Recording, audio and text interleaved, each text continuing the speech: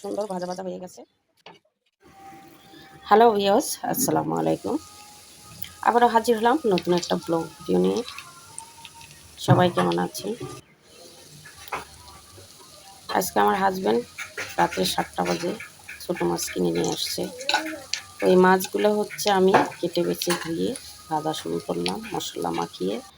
আর এদিকে মুরগিও নিয়ে আসছে, সোনালি মুরগি, পাকিস্তানের মুরগি। তো মুরগিটাও কেটে বেছে একদম ধুয়ে পরিষ্কার করে রান্না করতে চলে আসলাম। আর এদিকে আমি হচ্ছে আলু, 2 পিস আলু কেটে নিচ্ছি, ছোটো ছোটো করে টুকরো করে নিয়েছি। আর তার সঙ্গে ভেজে নিচ্ছি পেঁয়াজটা বেরেস্তা করে নেব, কারণ গ্যাস তো অফুরন্ত, বুঝতে পারছেন।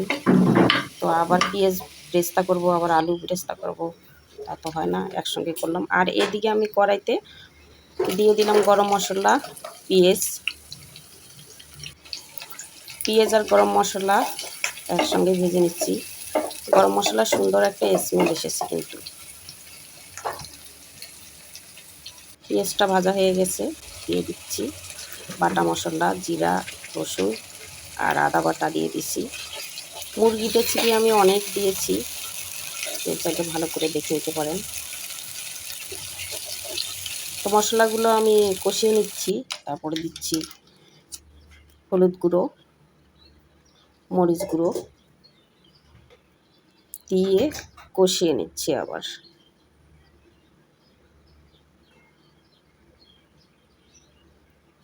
কষিয়ে নিয়ে একটু পানি দিলাম, পানি দিয়ে আবার কষিয়ে নিচ্ছি। আর এদিক ওদিক কিন্তু কাজও করছি, রান্না করছি আর কাজ করছি, কারণ আমার বাসার সবাই অসুস্থ। সবাই দোয়া করবেন। বাসার সবাই ছোট থেকে বড় সবাই অসুস্থ, জ্বর আর শরীরে ব্যথা। কিন্তু আলহামদুলিল্লাহ আমি সুস্থ আছি, তাই রান্না করছি। আমি অসুস্থ হলে রান্না করবে কি? হয়তো এইটা ভেবেই সবাই অসুস্থ হয়েছে, আমি সুস্থ আছি। লবণ দিয়ে দিলাম। আর হচ্ছে রান্না তো করছি, কিন্তু খাওয়ার মানুষ নেই, সবাই অসুস্থ, খাবে কে? তারপর রান্না করছি, সবাই যদি খায়। তো মুরগিগুলো দিয়ে দিলাম, মশলা কষানো হয়ে গেছে। আমি এভাবে রান্না করি, অনেকে অনেকভাবে রান্না করে।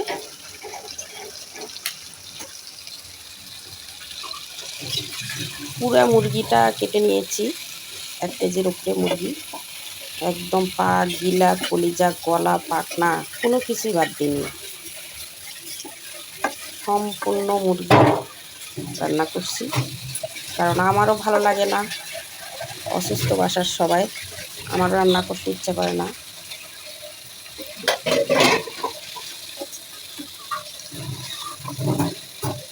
মাংসটা এভাবে কষিয়ে নেব উল্টায় পাল্টায়া, যেভাবে কষিয়ে নিচ্ছি। অবশ্যই কষিয়ে নিতে হয়, কষালে ভালো করে কষালে মজা হয়। সবারই শরীর ভালো না, মুখে রুচি নেই, ভালো করে রান্না করলে যদি খায়। অবশ্যই আমি যখন মুরগিটা কাটি তখন আমার ছেলে বলছিল আমি রান খাবো, ইদানিং রান খাওয়া শুরু করছে। তো সত্যি বলছি, রান্না করার পর আমার ছেলে কিন্তু রান খায় না। আমি অনেক রিকোয়েস্ট করছি, তাকে রান খাওয়াইতে পারিনি, পরে রেখে দিয়েছিলাম।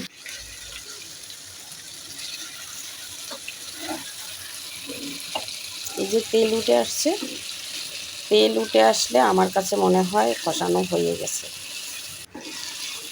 ভালো করে কষিয়ে নিচ্ছি। বললাম না, এদিকে কষাই আবার এদিকে কাজ করি।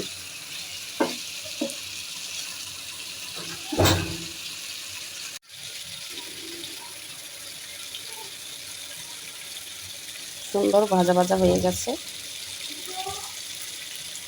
অনেক সুন্দর স্মেলও এসেছে।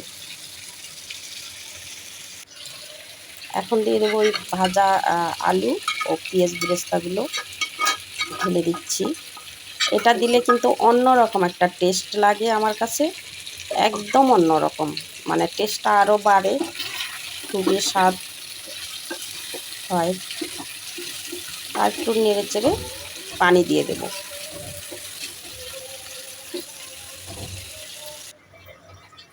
তো পানি দিলাম সিদ্ধ করার জন্য।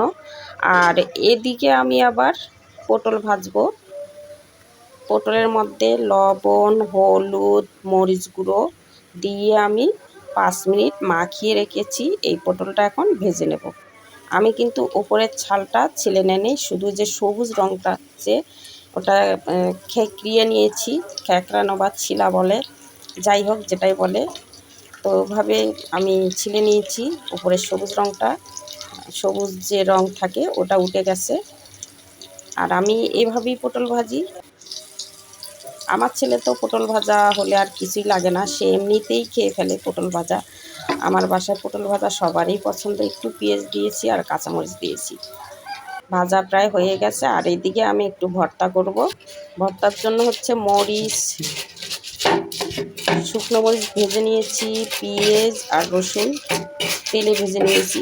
এখন ছেনে নিয়েছি সেই বিখ্যাত রংপুরের বিষ্ণু দিয়ে কেটে নিচ্ছি। অনেক কষ্ট বাটা, তো বাটা হয়ে গেছে। এখন শুটকিগুলো দিয়ে দিচ্ছি। এগুলো হচ্ছে পুঁটি মাছের শুটকি। পুঁটি মাছগুলো বড় বড় ছিল, তাই একটু কেটে কেটে ছোটো করেছে, যাতে আমার বাটতে সুবিধা হয়। আমি তো তেমন পারদর্শী না বাটার দিক দিয়ে, তো এই জন্য ছোটো করে কেটে নিয়েছি। তো তারপরে শুটকিগুলো অনেক শক্ত স্যাঁচড়া, দেখেন ছানতে পারছি না। পাটায় বাটলে হয়তো ভালো হতো, কিন্তু পাটার চেয়ে আমার পিসনির ভর্তা অনেক মজা লাগে। অনেক, কার কার পিসনির ভর্তা ভালো লাগে কমেন্ট করে জানাবেন। আর এদিকে যে পটল ভাজাও হয়ে গেছে, আর এদিকে ভর্তাও হয়ে যাচ্ছে। আর মুরগির মাংস কেমন হলো ওটা দেখাই আপনাদের। এই যে বন্ধুরা দেখুন, এক হাঁটু ঝোল ছিল, ঝোলটা কমে গেছে।